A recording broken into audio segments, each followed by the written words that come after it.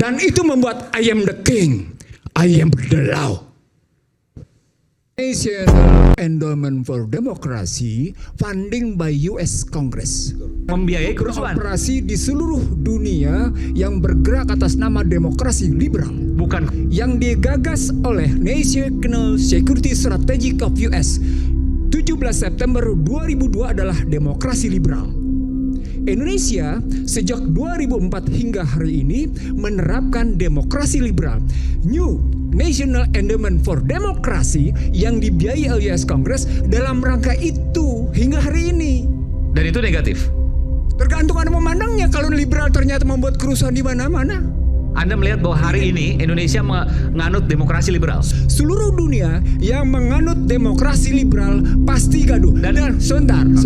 Dan karena itu pidato Obama di Kairo 9 Juni 2009 berjudul The New Beginning minta maaf karena memaksakan demokrasi liberal di seluruh dunia. Dan Anda melihat Indonesia saat ini adalah demokrasi liberal. Demokrasi liberal. Jadi kalau tadi gaduh disebut oleh dan rawan rusuh. Sebentar.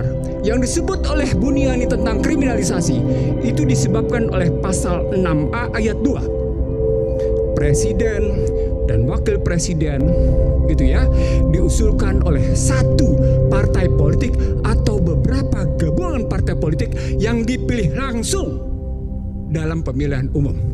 Apa dampaknya? Presiden adalah I am the law. Dan itu tunduk oleh DPR.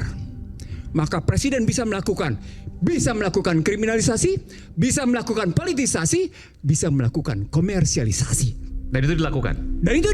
Oleh presiden. Siapa? Siapa saja presidennya. Dari zaman SBY sampai sekarang. Melakukan hal yang sama. Sama. Perhatikan baik-baik. Itu sistemnya bekerja. Dan itu membuat I am the king, I am the law. Sistem. Oke, kita buka satu-satu. Bukti Pak SBY misalnya apa? SBY memberlakukan Undang-Undang 2507. Penanaman modal bersifat bebas sehingga seorang Aiman sama dengan orang asing. Bukan soal kriminalisasi misalnya. Loh, kriminalisasi. Ada karena I am the law dan presiden bisa melakukan kriminalisasi. Contoh? Zaman PSBY kriminalisasi apa? Terkena Habib Rizik. Ketika proses yang namanya di Monas, ingat. Habib Rizik masuk pada peristiwa Monas. Terkena. Padahal namanya bicara demokrasi, tapi terkena. Situasi sekarang dengan Undang-Undang ITE berlaku apa yang disebut oleh yang namanya Washington Post sebagai civility war. Ulang, civility war. Kalau civility war, Anda mestinya terima karena memang Anda melakukan demokrasi liberal.